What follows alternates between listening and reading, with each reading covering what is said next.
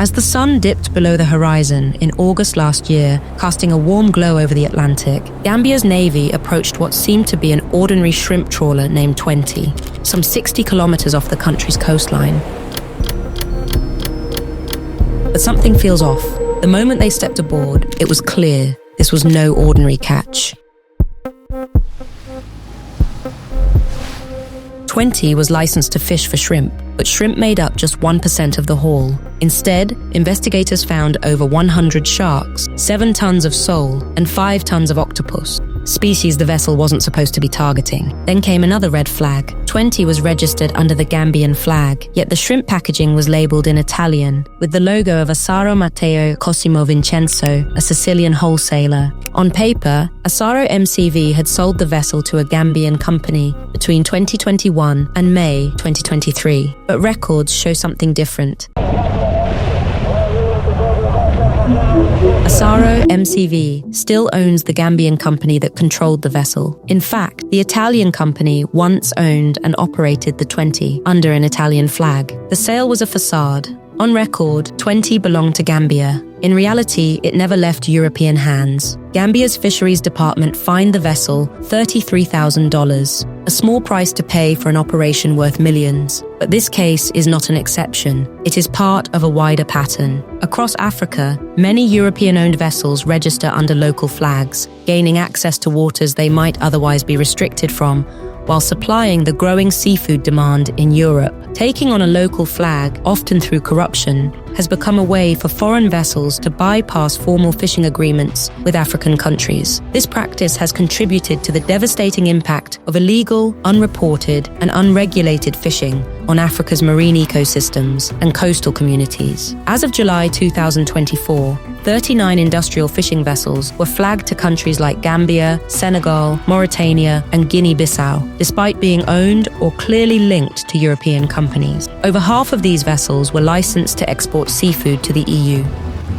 For decades, foreign vessels, hailing not just from Europe, but also from countries like China, Iran, and Thailand, have exploited local flags, driving overfishing and severely damaging the livelihoods and food security of local communities. In Somalia, for instance, local fishermen often return from days at sea with nothing, their livelihoods shattered by the presence of foreign vessels that has been going on for decades. One former fisherman, now living as an immigrant in Germany, shared that he left Somalia because he could no longer feed his family. Forced to sell his small boat, he fled the country, leaving behind a life and a livelihood destroyed by foreign exploitation. The situation in Somalia is especially serious. Some foreign vessels have posed a direct and physical threat to Somali artisanal fishers, competing for fish populations that are shrinking and damaging marine habitats through bottom trawling, a method that is banned under Somali fisheries law and most international regulations. But the damage goes beyond lost livelihood. As industrial trawlers reduced fish stocks, some former fishermen, struggling, turned to a more extreme option.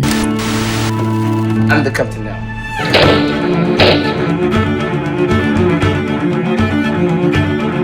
Piracy. What started as a way to protect themselves from illegal fishing in the 1990s grew into large-scale hijackings of commercial ships by the early 2000s. Now, Somalia is often associated with piracy, but the deeper issue, the loss of livelihoods and marine resources, has been largely overlooked. Then, as Somali piracy became an international crisis, Western navies intervened, reducing attacks. But the foreign fishing fleets, they never left. Today, fleets from China and Europe continue to dominate Somali waters, operating under loosely enforced agreements. Meanwhile, the struggle for local fishermen persists, and in some cases, it's more than just overfishing.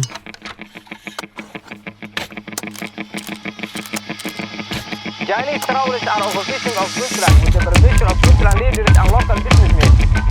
One of the most notorious examples is the Liawo fleet, a Chinese operation that has committed a series of crimes at sea, including modern slavery and child labor. These vessels, which have fished without valid licenses and operated in zones reserved for local fishermen, enjoy protection from local business and political elites through corruption from the Somali state of Puntland. They use trawling nets and other prohibited gear, catching protected species like dolphins, sharks, and even the extremely rare megamouth shark.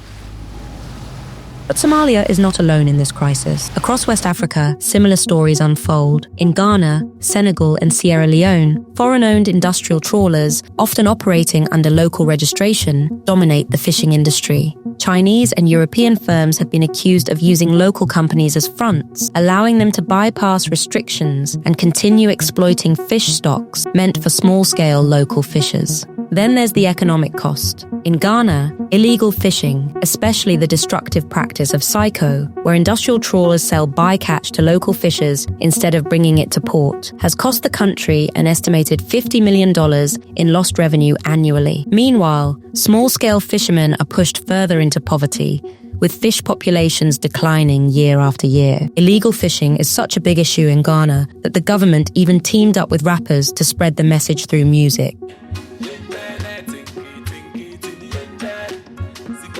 One of these songs was watched over 2 million times on YouTube, and the problem extends beyond economics. It fuels instability. In coastal communities where fishing has historically been a source of both income and food security, rising unemployment is leaving many, especially young men, desperate for alternatives. Some turn to smuggling or join militant groups, while others risk everything to migrate to Europe. Yet, enforcement remains weak. When foreign vessels are caught violating the law, the fines are often insignificant compared to their profits. A $33,000 penalty, like in the case of the 20, is merely a cost of doing business. The vessels continue fishing, and the cycle repeats. We will in another video explain in depth how illegally caught fish in Africa's waters often enter global supply chains,